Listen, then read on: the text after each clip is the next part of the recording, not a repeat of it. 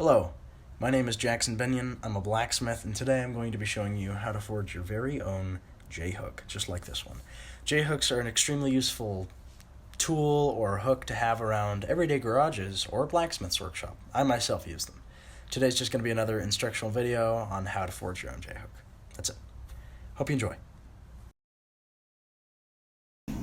Alright, so for your first step, what you're going to want to do is come straight to the edge of the anvil, put your piece like this, make sure your tongs are in an upright orientation, and strike on the end, rotate 90 degrees, strike, strike, strike, strike, strike.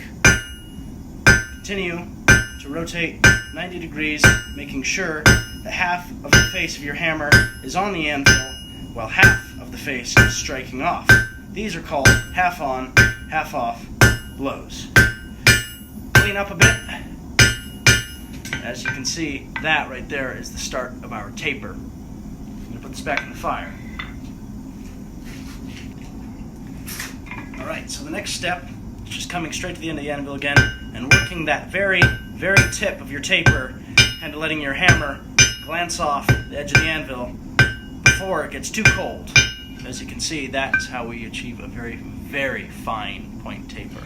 Now, I still have a bit of heat in this bar. What I'm going to do is lengthen that taper by going back and squaring these sections in line with the 90-degree angles I put in there earlier. Alright, your next step is going to be moving your hammer forward or away from you in an effort to lengthen that taper. As you can see, the square section and the long section where it thins out has gotten just quite a bit longer. If you saw that smoke, that was beeswax. It smells really good. Now, this is mild steel, so I can comfortably and appropriately work it at these temperatures. So, once it's cooled down a bit, you can see kind of where the taper starts, where you can see these corners versus this being our round bar back here. We're going to try and get that taper to be around 3 inches long. Back in the fire. Alright, I put a little marking back here with chalk as to see where exactly 3 inches is, so that I can start striking with the corner of my hammer right at 3 inches. So I can ensure a nice, smooth, long taper. Try and line it up.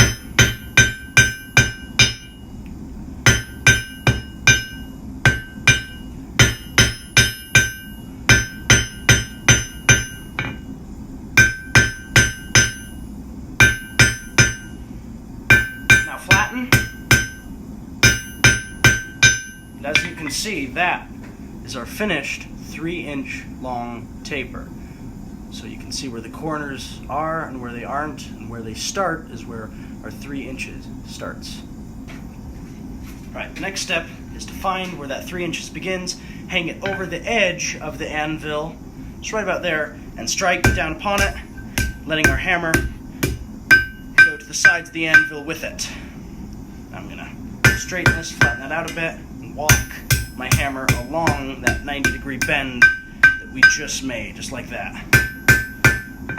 Now what I'm going to do, as you can see, we have our little past 90-degree bend. I'm going to actually hit it back in on itself.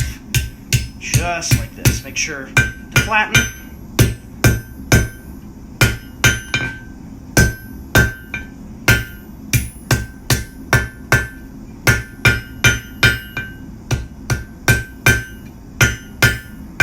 That will create this kind of a shape. Back at the fire.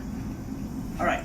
The next step is to take this and make sure that your point side is facing up and hang about the width of the face of your hammer over the anvil and strike down upon that as well. Flatten it out a bit more. Try and get as close as you can. Like that. Flatten it out on that axis.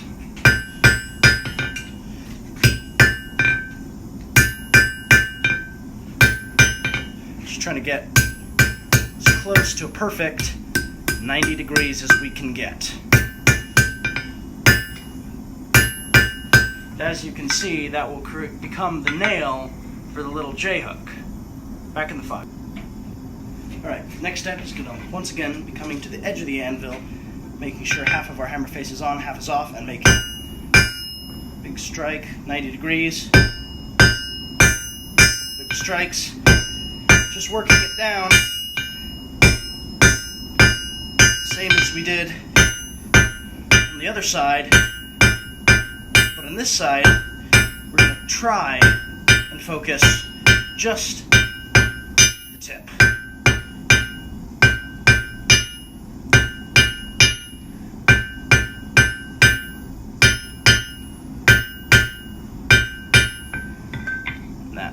That is our taper.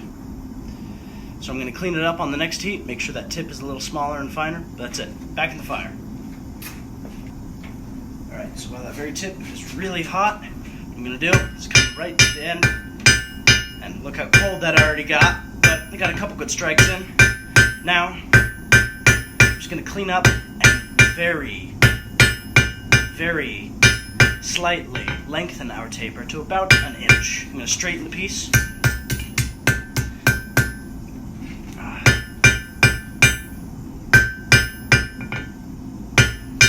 Back in the fire. Alright, so the next step is going to be hitting down on those corners that we just made, turning this into an octagonalized taper versus a square taper.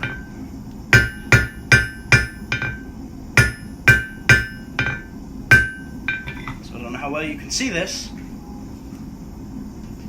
now we have an octagonalized taper, not a square one. I'm going to heat it up and then I'm going to go to round. Back in the fire. Alright, now this next part might get a little complicated, so stay with me. I'm going to strike while continuously rotating my piece. Now I'm doing this by just rotating my hands, but that's a skill that takes a while to develop, being able to keep a tight grip and rotate. So what you might want to do is this. Hold it with a tight grip. That all the way out, all the way in, all the way out, all the way in.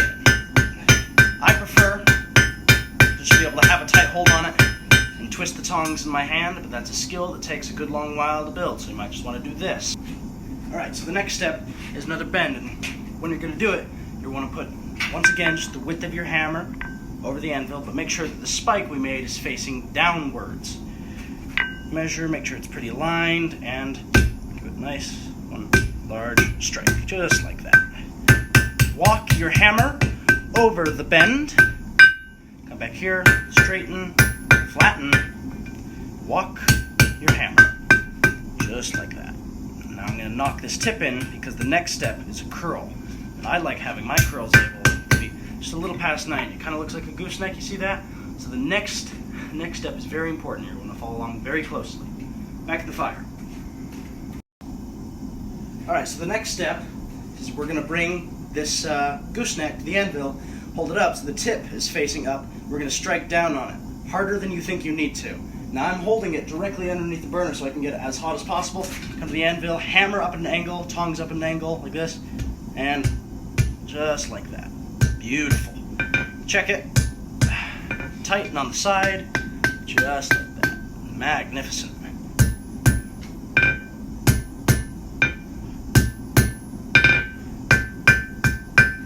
And just like that, you have a curl that goes all the way around without touching itself. Perfectly concentric and circular and whatnot. Kind of looks like Nightmare Before Christmas when Jack Skellington's walking down that one hill. That's what you want. Back in the fire.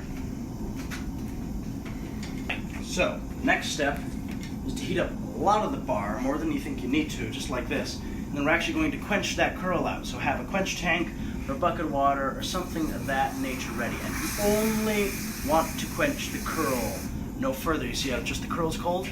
Right, then you're going to take it, make sure your spike is facing up this time, and hit it over, just like that. See how it's pulling it down without damaging the curl because it's cold. The rest of the piece is hot. You can see that is the start of our bend. I'm going to flatten this, and we're going to heat it back up. Make sure you can quench the curl again, so don't get it too tight, otherwise you won't be able to quench the curl. Back at the fire. Right, so the next step is to quench the curl again.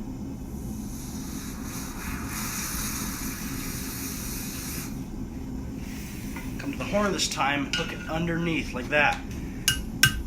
Hit it in towards yourself, just like that. Tighten, make sure it fits the contours of the horn as you see fit.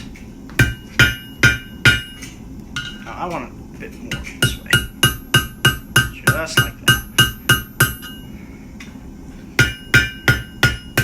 And I'm just occasionally flattening. That is the shape of our J-hook done.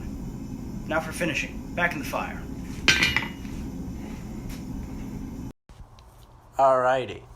Okay, so the next step is to wait for this still red piece to cool to just black, because we don't want to just burn all of our oil up. So this is a 81mm ammunition can full of peanut oil, and we're just going to wait for this entire piece to get down to black, and we're just going to dip it in and out, and I'm going to have a gloved hand with a rag ready to wipe off all the excess oil. It's all black, but still hot enough to oil treat.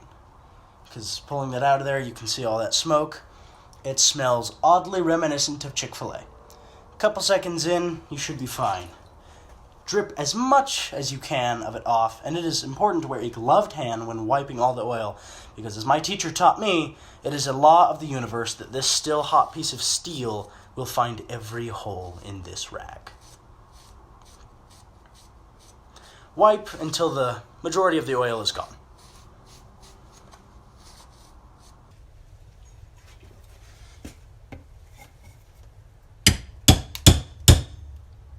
Hey, looks like you made it to the end of the video. Hope you enjoyed, hope you found it helpful. Anything of that nature. This very J-hook that I made today is going to be used for storing my masses of belts. Hope you liked it, hope you subscribe, things along that nature. If you have any questions, ask them in the comments. My name has been Jackson Benyon, and I imagine it will be Jackson Benyon. Thank you for watching. Have an excellent morning, night, wherever it is. Have a good one.